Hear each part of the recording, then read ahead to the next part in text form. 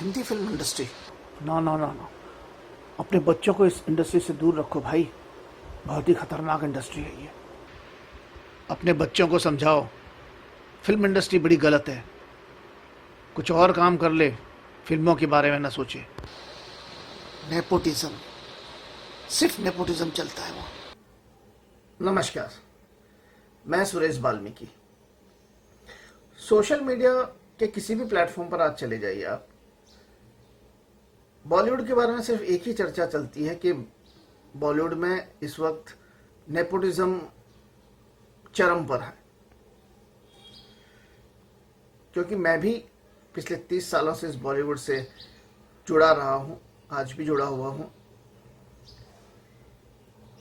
तो जैसे सब अपने मन की बात, अपने अपने अनुभव, एक्सपीरियंसेस शेयर कर रहे हैं, मेरा मन किया कि मैं भी शेयर करता हूं।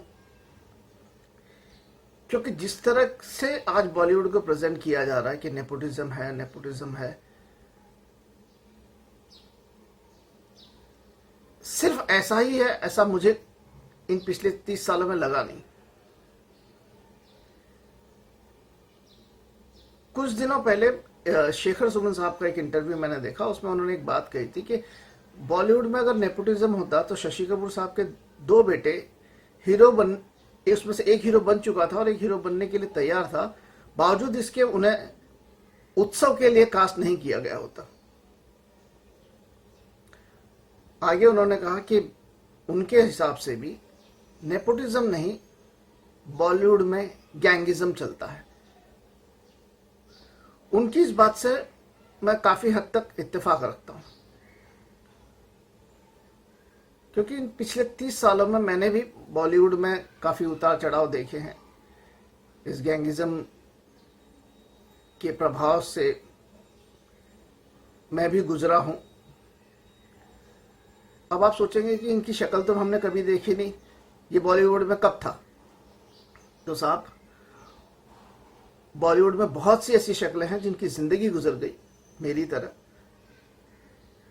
उन्हें वो पहचान नहीं मिली, जबकि उनके कामों से बहुतों को पहचान मिल गई।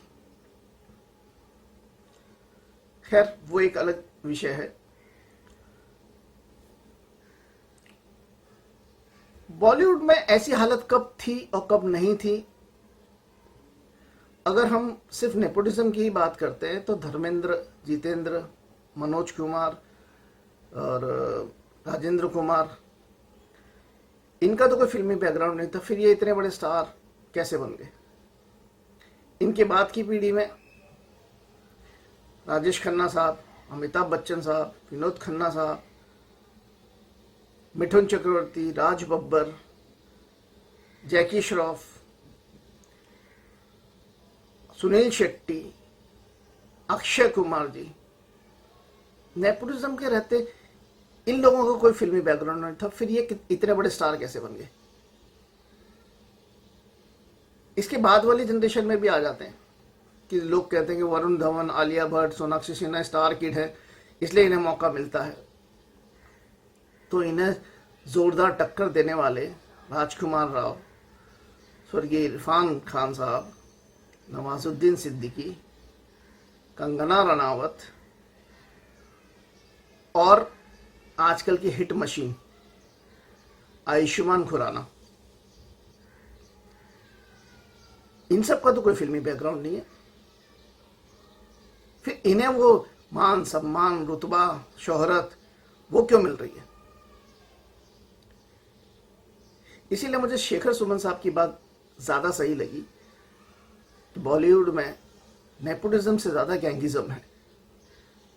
नेपोटिज्म की बात तो ऐसी है साहब कि वो हर फील्ड में होता है। हर डॉक्टर चाहता है कि उसका बेटा डॉक्टर बने, हर बिल्डर चाहता है कि उसका बेटा बिल्डर बने।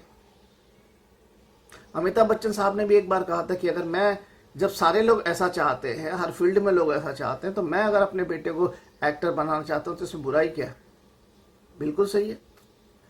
हर आदमी अपने बच्चों को अपने एक्सपीरियंसेस का फायदा देना चाहता है, और अगर वो कामयाब है तो वो अपने बच्चों को भी कामयाब उसी फील्ड में देखना चाहता है। लेकिन दूसरी तरफ हकीकत यह है कि हमारी जो फिल्म इंडस्ट्री है, हिंदी फिल्म इंडस्ट्री, इसमें सिर्फ तकदीर बोलती है। काम भी आपकी कड़ी मेहनत भी बाद में बोलती है, सिर्फ तकदीर बोलती है। ऐसा अमिताभ बच्चन साहब ने, अक्षय कुमार साहब ने और मिथुन चक्रवर्ती साहब ने कई प्लेटफॉर्म्स पे एग्री किया है, खुलकर बोला है कि हम वो डिजर्व नहीं करते जो हमें मिला है, ये सिर्फ हमारी तकदीर का भाग है। तो जब अमिताभ बच्चन जैसा सदी का महानायक, अक्षय कुमार, मिथुन चक्रवर्ती जैसे इतने बड़े स्टार इस बात को खुले तौर पर स्वीकार करते हैं कि आपकी या उनकी कड़ी मेहनत से ज़्यादा उनकी तकदीर ने उन्हें ये स्टारडम दिया है, ये कामयाबी, ये शोहरत दी है, तो फिर बॉलीवुड में नेपोटिज्म कहाँ है और कितना है? हाँ, गैंगिज्म तो ये खतरनाक है, इसके खिलाफ कार्रवाई होनी चाहिए, जरूर होनी चाहिए इनफैक्ट। और जो इस गैंग को चला रहे हैं उन्हें सजा भी होनी चाहिए। लेकिन एक चीज मैं और कहना चाहूंगा कि गैंग ये शब्द ही अपने आप में सारी चीजें कह देता है, और किसी गैंग से जुड़ना या ना जुड़ना ये आपकी अपनी चॉइस होती है। और एक बार उस गैंग से जुड़ने के बाद उस गैंग से निकलना आपकी भले मजबूरी हो, लेकिन गैंग तकलीफ तो देगा। देखिए सब, फिल्म मेकिंग जो है वो हाई रिस्क बिजनेस है। 2-5 लाख या 2-5 करोड़ में फिल्में नहीं बनती आज की तारीख में। बहुत बड़ा इन्वेस्टमेंट होता है, और जब इन्वेस्टमेंट बड़ा होता है तो हर बंदा जो भी इसमें इन्वेस्ट करता है वो अपने पैसों की सेफ्टी तो चाहेगा ही। इसलिए वो कास्टिंग भी ऐसे लोगों की करता है जिसको देखने के लिए पब्लिक थिएटर तक आए, उनको देखने के लिए टिकट खरीदे और फिल्म देखे। इसमें स्टार किड्स की अपनी एक वैल्यू होती है शुरुआत में, सिर्फ शुरुआत में, इसलिए उन्हें कास्ट कर लिया जाता होगा। लेकिन एक बड़ी सच्चाई यह भी है कि ये फिल्म इंडस्ट्री ही इकलौता एक ऐसा बिजनेस है जो बड़े अजीब तरीके से चलता है। जो उसका मालिक होता है, जो फिल्म को बनाने वाला होता है, प्रोड्यूसर, डायरेक्टर, ये अपने पैसे डालकर, अपनी मेहनत लगाकर फिल्म बना तो सकते हैं, लेकिन इसे चला नहीं सकते। चलाती है पब्लिक। पब्लिक को फिल्म पसंद आए तो फिल्म चलेगी, पब्लिक को कलाकार पसंद आए तो स्टार बनेंगे। अगर पब्लिक को आपका प्रोडक्ट पसंद नहीं आया तो आप एडी चोटी कुछ भी लगा लो, कितना भी जोर लगा लो, कुछ नहीं होना है। इकलौती ऐसी इंडस्ट्री है कि प्रोडक्ट आप बना सकते हो पर उसे चला नहीं सकते, चलाएगी जनता। यकीन नहीं आता है तो कुछ एग्जांपल्स और भी देता हूं। देवानंद साहब के लड़के विनोद खन्ना, राजेश खन्ना की औलादें,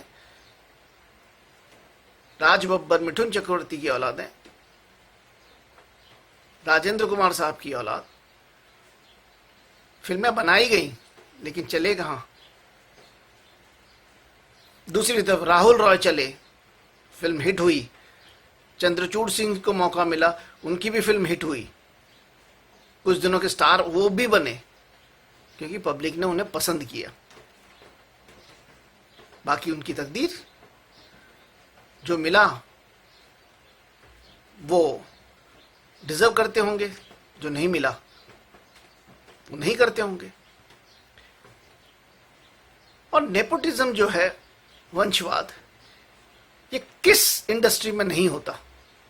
जो मैंने पहले कहा वो अब फिर दोबारा दोहरा रहा हूं। इसलिए माहौल को इतना खराब मत करो कि लोगों को हमारे हिंदी फिल्म इंडस्ट्री से डर लगने लगे। जो नौजवान जिंदगी भर जो सपना देखते रहे हैं अब तक कि हम इस फिल्म इंडस्ट्री से जुड़ेंगे, कुछ हासिल करेंगे, कुछ बनेंगे, उन्हें और उनके परिवार वालों को इससे इतना डर लगने लगे कि वो इससे दूर हो जाए। क्योंकि वो अगर इससे दूर हुए तो अपनी ज़िंदगी के उन सपनों से, उन चाहतों से दूर हो जाएंगे और शायद वो अपनी सारी खुशियां हमेशा के लिए लुटा चुके होंगे। माहौल को खराब करने से समस्याओं का समाधान नहीं होगा। अपनी ही इंडस्ट्री को बदनाम करने से कुछ हासिल नहीं होगा। इंडस्ट्री में जो गलत लोग हैं उनके खिलाफ कार्रवाई होनी चाहिए। गैंगिज्म जो चल रहा है, जिसने गोविंदा जैसे स्टैब्लिश एक्टर तक को नहीं छोड़ा, प्रहलाद निहलानी जैसे स्टैब्लिश प्रोड्यूसर को नहीं छोड़ा, जिन्होंने इंडस्ट्री को कितने ही अच्छी फिल्में दी, अच्छे स्टार दिए, तो ये बात तो है कि गैंगिज्म है। इस गैंगिज्म पर काम करना चाहिए, इस गैंगिज्म को खत्म करना चाहिए और जो चला रहे हैं उन पर कार्रवाई होनी चाहिए, उन्हें सजा भी मिलनी चाहिए। लेकिन इस इंडस्ट्री का सम्मान भी होना चाहिए, क्योंकि यहां सिर्फ वंशवाद नहीं चलता। यहां जनता जिसे चाहती है उसे स्टार बनाती है, उसे प्यार देती है, और जिसे जनता नहीं चाहती उसे ये इंडस्ट्री भी ठोकर मारती है। फिर बड़े बड़े स्टार किड्स को फिर गिना देता हूं, देवानंद साहब, उनके सुनील आनंद जी उनके बेटे, विनोद खन्ना साहब के बेटे, राजेश खन्ना की औलाद, मिठुन चक्रवर्ती साहब की औलाद, राज बब्बर साहब की औलाद, राजेंद्र कुमार साहब की औलाद, और न जाने कितने ऐसे स्टार हैं जिनके बच्चे तो कामयाब नहीं हुए। मतलब साबित होता है ना कि नेपोटिज्म नहीं है, गैंगिज्म है। गैंगिज्म से निपटिए और अपनी फिल्म इंडस्ट्री का सम्मान कीजिए। अब तो करो सम्मान इस इंडस्ट्री का, अब तो करो सम्मान।